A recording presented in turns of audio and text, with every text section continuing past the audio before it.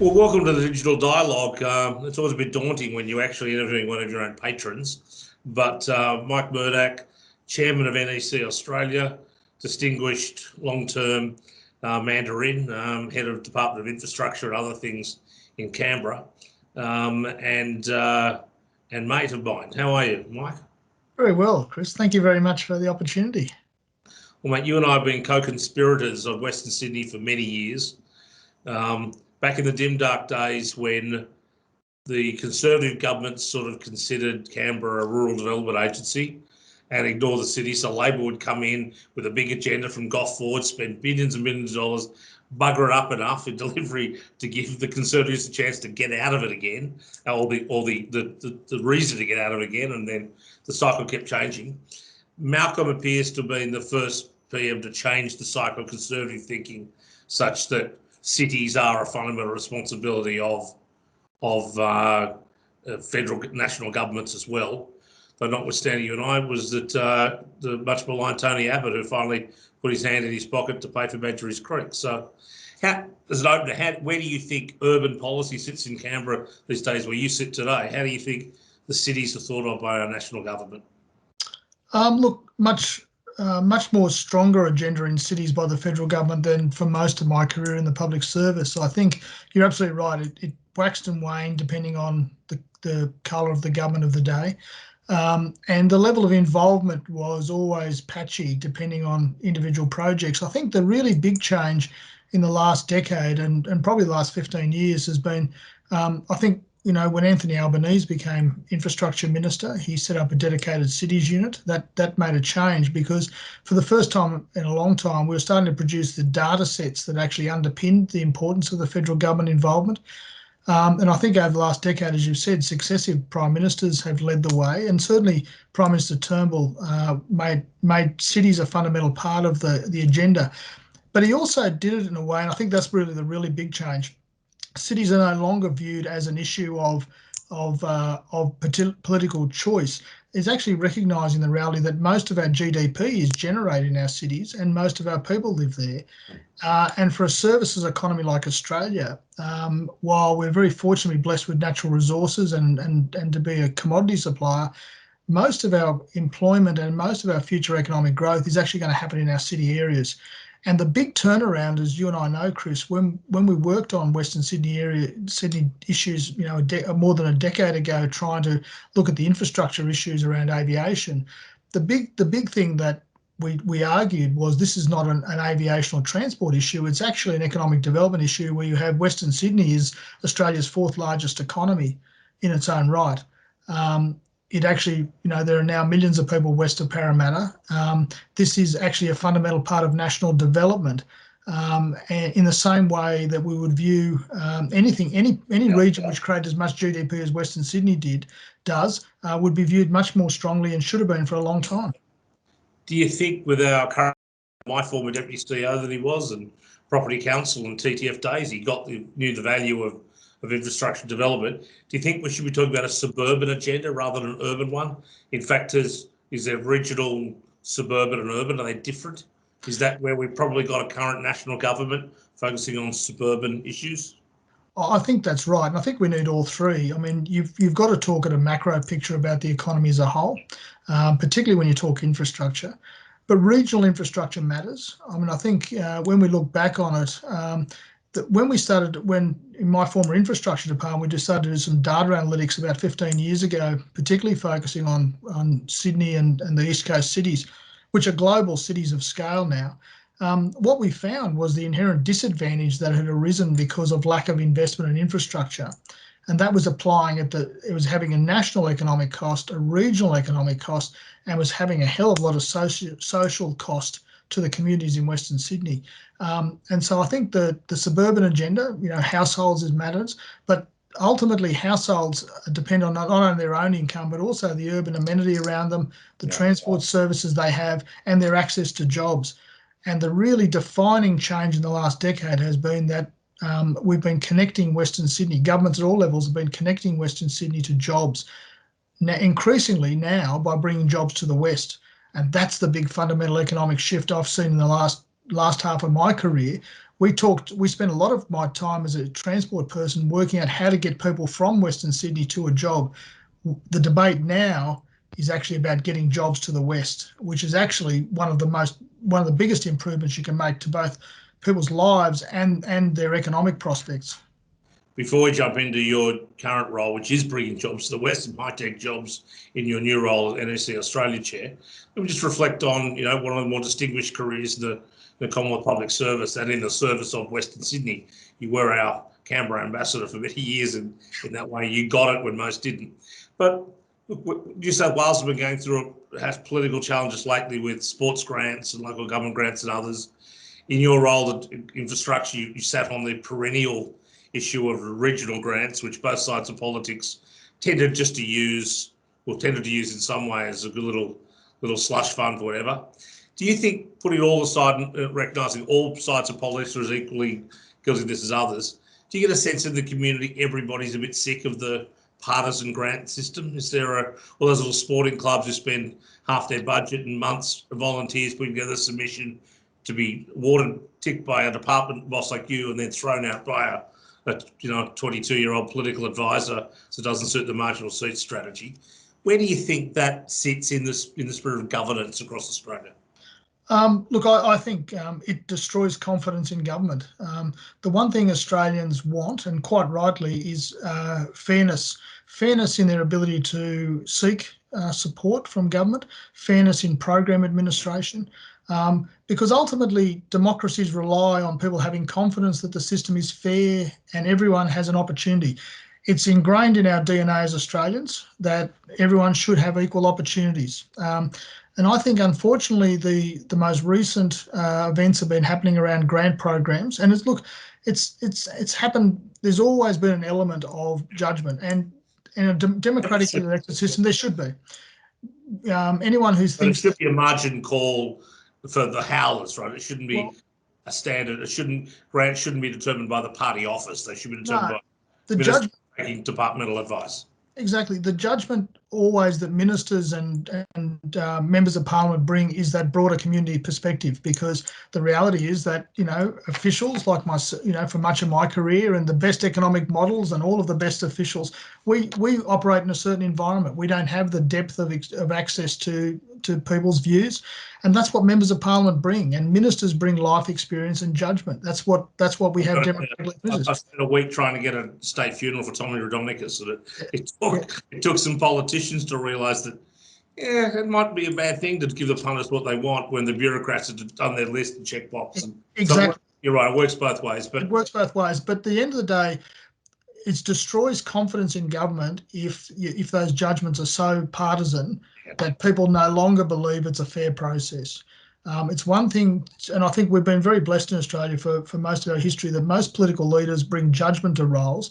But when that judgment is so parochial, political leaders lose confidence both in themselves, and the electorate will vote them out. And secondly, they lose confidence in the whole system, which really damages our democracy as a whole.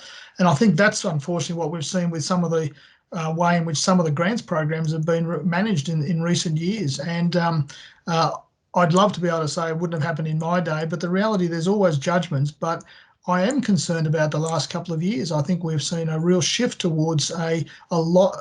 No longer can people have confidence in grant programs, and I think that's not a good thing for our system of government at all. Is it a natural? And I'm not saying bureaucracy is guilty of this, but is it a natural development considering the relative politicization of the public service in the past? And that's probably past 10 to 15 years. We've gone more towards those with, and the American system, where you appoint your own, right? That's a legitimate governance system as well. Australia's Westminster system is more based on independent, non-partisan professional public servants and political advisors and politicians.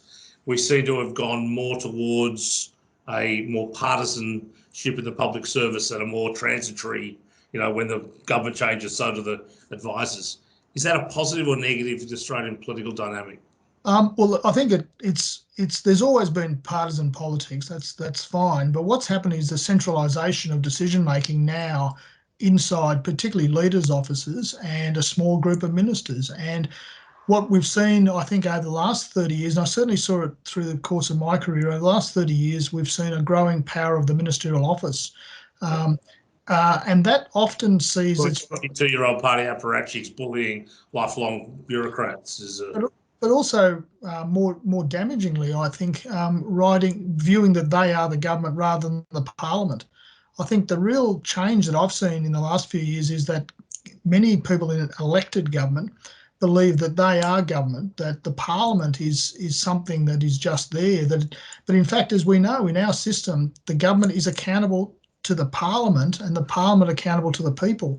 And we often lose sight of that. And I was asked recently, did I think that public servants had any obligation to the parliament? And I said, yes, they do, because ultimately our system of government is about the parliament, not necessarily those who form a government of the day or ministerial officers.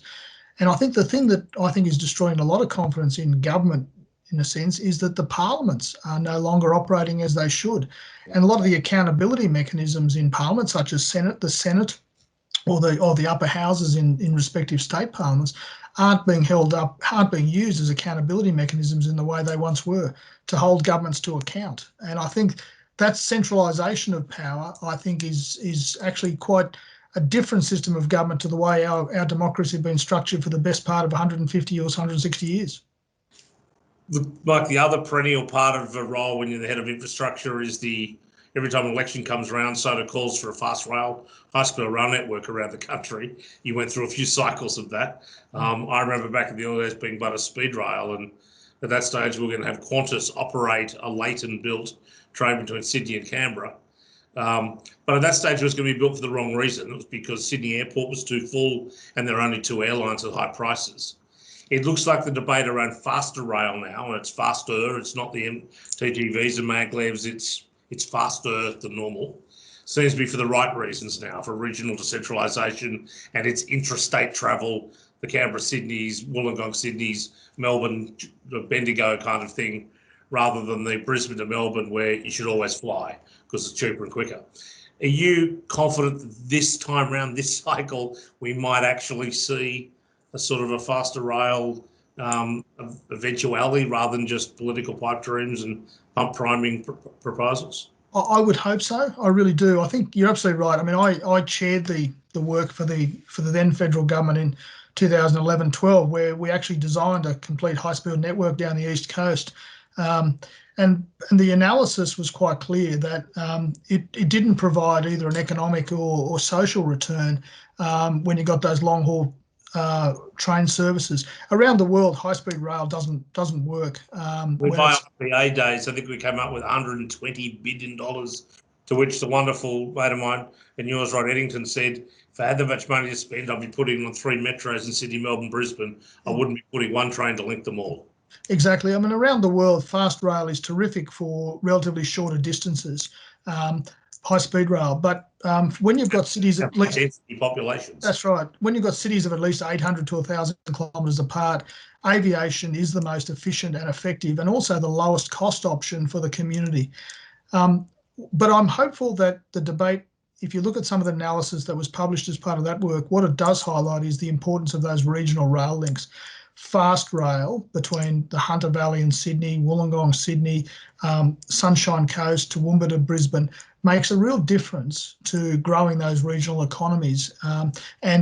Those rail services, as we know, are probably going to be the key part of the next generation of development, because we're going to see those growth of those regional cities, and the way they connect to some of those capital cities will actually be the critical determinant of a lot of future growth. And I'm hopeful that people see that.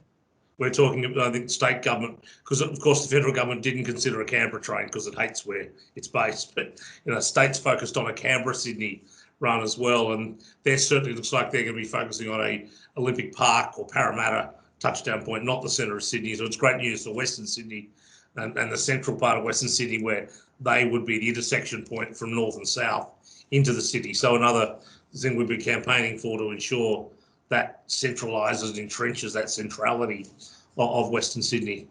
Yeah, and again, those rail networks which are operating at those sort of speeds means you get the linkages you need, and also enables people to cost effectively. I think the most interesting analysis we did around high speed rail for Australia was that the ticket price just to cover operating costs had to be well above an airline business class seat just to cover an operating cost with no contribution to capital.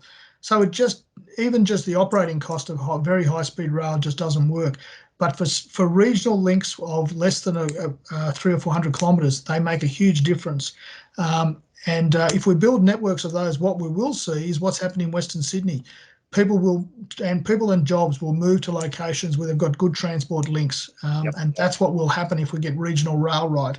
And the reality is that for New South Wales, for instance, that connection to Wollongong, we've already got large growth of population in the Hunter Valley and south of Wollongong.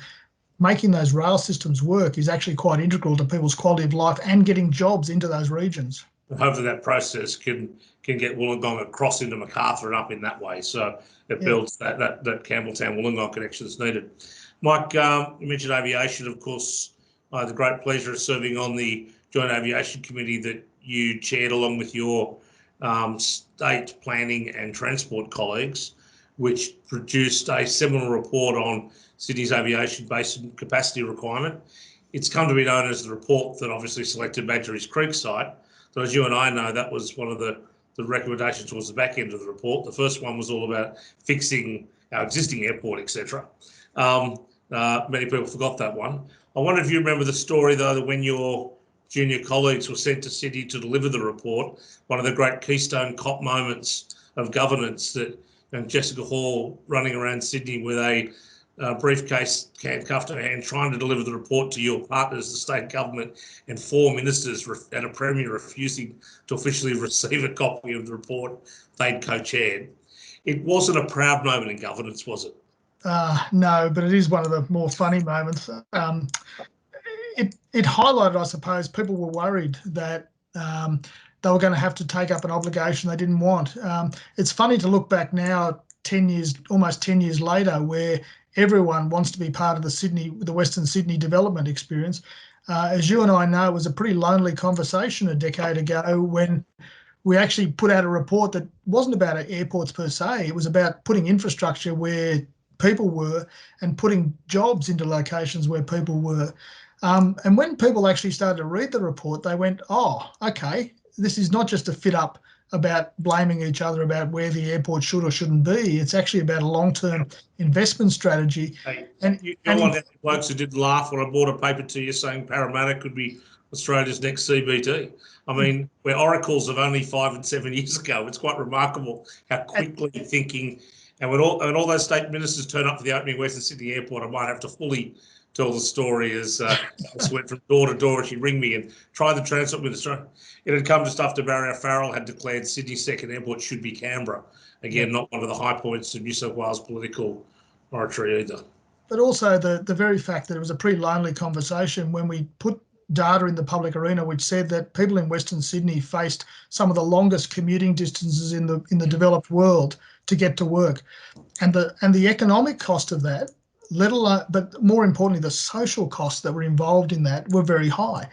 And so the whole strategy of that work was actually how do we put in some critical piece of infrastructure that changes the dynamic.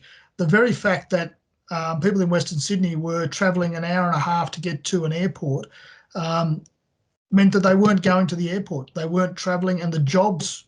The tyranny of distance, it's always been a challenge. But I mean, you know, the even lonelier place was when we were both part of a cheer squad for Sydney's third runway at one stage. So those who talk about infrastructure fights over stadiums and things now and light rails, you haven't lived. You lived under Sydney's third runway fight. Absolutely. I always remind people that my first job when I joined the Commonwealth was a project called the secret work on the third runway, and also buying land in a small place called Badgerys Creek. So that was 1988 when I first started working on those issues, and it is now wonderful to see not just a third runway, but also the fact we've got the Western Sydney Airport underway. But people have now built the big linkage piece of infrastructure across the city that 30 years ago we all knew that had to happen, but no one seemed to have the will to do. And I think that's amazing to see. We both survived both airport fights. So and we're both alive. I'll think about the next one now. Hey, let me talk about NEC. in your post bureaucratic life, you've sensibly been brought on by NEC, the Japanese giant, a company name that Australians know for so many years on the side of their wireless or their TV, but how NEC's transformed now and modernised itself. I often speak about the Japanese tenants at the Aerotropolis, which NEC is one of them, being maybe part of some broader geopolitical push between Australia and Japan to try and rebuild links in the wake of a Chinese problem and Japan having come through tourism and departed years ago. What NEC's view of the Aerotropolis in Western Sydney, what, in a nutshell, what's the attraction for you and your team? Look, I've got to say the attraction for me in joining NEC was that they are a 120-year-old company that has a really long-term view of investment. That's even older than you. So, I mean, they that's are than me. But they genuinely, the one thing when you talk to NEC in Tokyo, they are really excited about Western Sydney because it's a multi-generation project, and it will be the first new city in the world created in a digital age. It is the opportunity to actually get all the benefits of digital investment starting now and then continue to roll it. So, for instance, NEC, you're right, it's for many years in Australia was in a consumer electronics. It's not in that business anymore. It's totally in the digital world. And so NEC is working in defence. It's working in communications, such as 5G, and it's powering the Coliseum at Rudy Hill. Yep, and it's powering the Coliseum. It's doing the sound system. It's doing a whole range of things. But importantly, it's digital technologies also in Australia is starting to bring in artificial intelligence, quantum computing, and safe and smart cities. And just this week, NEC has signed an MOU, a strategic technological partnership with Sydney Water. Why is a digital company partnering with Sydney Water? Because Sydney Water wants to be a single utility provider for Western Sydney, which would put all of your digital technology, your water, your sewage, all through one conduit system, which means you're actually building the infrastructure once and you're doing it right. Two magnificent partners of the dialogue getting together. What could go wrong? Exactly. So for NEC, it's all about a new city. And as I said, in Tokyo, talking to the senior NEC people, they're really excited about it because the opportunity to showcase the digital technology and also build a smart city.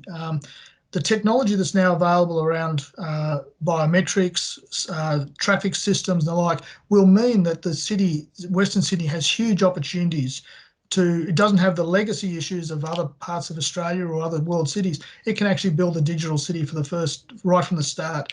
That's massive improvements to people's lifestyles right from the start. Well, that's wonderful news, and to have NEC so engaged with our region, you said, one of the foundation tenants. I mean, you'd know better than most. You're a foundation tenant at the Aerotropolis, but the current landlord doesn't own the land yet. So are you confident that the feds, your old mob, will be signing over the papers to the state mob soon so that you can sign an agreement and building something at the Aerotropolis? Well, I think the pace of it is happening. I think the very fact, I think when you go out there now to see what's happened with the road networks, the airport underway, I think that will start to accelerate. The Western Sydney Parklands Authority is getting on with its master planning. I think the next stage people will start to see is people like Sydney Water and some of the telcos companies and technology companies like ourselves actually start to roll out some of the infrastructure. People will then get the buzz that this is really happening. We've got things like we've got to make sure there's enough concrete supply, there's enough water, roads, and all the bit of backfill of infrastructure. This building cities out of cow paddocks ain't easy. In fact, the last time we did it was Canberra. Yeah. And what we're hoping, and Olympic Park maybe in Sydney, these things that too often get called white elephants because we actually build infrastructure ahead of demand, which is kind of crazy because that's what you're meant to do. Yeah. Build the infrastructure and then fill the joint. And hopefully, one upside of the pandemic and a dimming of immigration for a short period is that, and with infrastructure still continuing, is maybe we've had a chance to play catch-ups a little and calibrate infrastructure provision with population growth a little better than we've done historically. Oh, and you're absolutely right. And also the fact that Western Sydney has a chance to be strategically planned with the infrastructure going in now.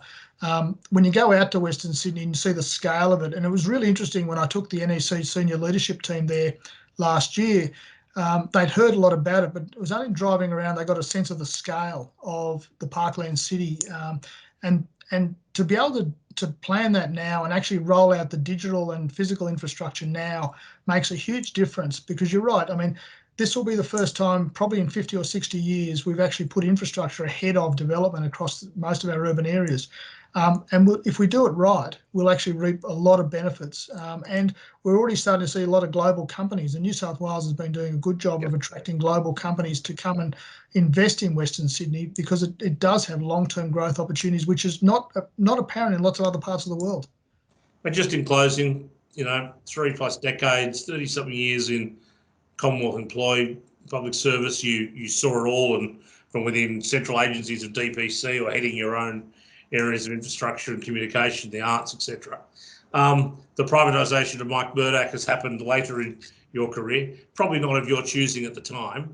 I think we all wanted to spend a little more time in public sector before we brought you into the private world. But on reflection, is it a thing you'd encourage young people to take up that career in the public service? Is it changed more than you'd imagined? What sort of memories do you have and respect you pay to the public sector? I will always be very grateful for the opportunities I got to work in the public sector.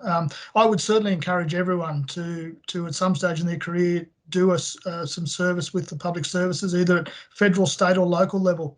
The ability to influence change and make a difference is almost unprecedented. You get to work with some wonderful people, and I was very fortunate. I got to be part of some processes which genuinely did change the nature of the country, and worked with some wonderful people. Some of the ministers and prime ministers and some of the senior officials I got to work with were wonderful people and really did make a difference. And I think very few careers give you that opportunity to change people's lives. So no, I'm a passionate advocate of public service through all three levels of government. And as I said, I'm a small town kid from Western New South Wales, and I will declare that my first allegiance to Western Sydney is I've been a Magpie supporter since about 1970. So I wish you well for Tommy's service on Monday, because I think that he was a wonderful character, and that was my first knowledge of Western Sydney, is when I became a Magpie supporter, even though I live 600 miles west of Sydney. Tim Reardon talks about being impressed by the West because he came at it from the far west to the shining lights of Penrith is what excited him first. So I was the same. I used to catch the night train from Narromine, and we used to hit Penrith at about 5 in the morning. So it was always exciting for a kid from the bush. Well, Glenn McGrath has his own song, as a boy from Narromine. We don't have a Mrdak song yet, but we'll work on one. Mate, I'm sure you won't miss some of those ministerial staffers, but I'm sure we will miss the contribution you made in a stellar career. It's often used as a pejorative term going in public service, but certainly wasn't in your case. Mike Mrdak, AO, thank you, sir. Good luck and Godspeed from Western Sydney. Thank you for the contribution you made to take us from a region to a city. Thank you very much, Chris. All the best. Cheers.